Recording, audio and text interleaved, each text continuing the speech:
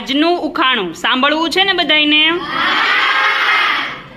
તમારી પાસે 2 ગાય અને 1 બકરી છે, તો તમારી પાસે કુલ કેટલા પગ છે?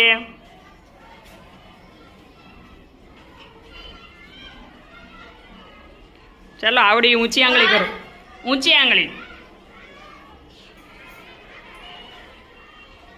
પ્રિયાબેન 12 પગ.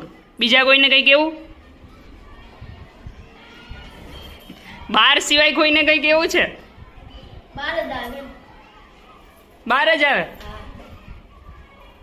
જો ફરીથી સાંભળજો. તમારી પાસે 2 ગાય અને 1 બકરી છે, તો તમારી પાસે કેટલા પગ છે?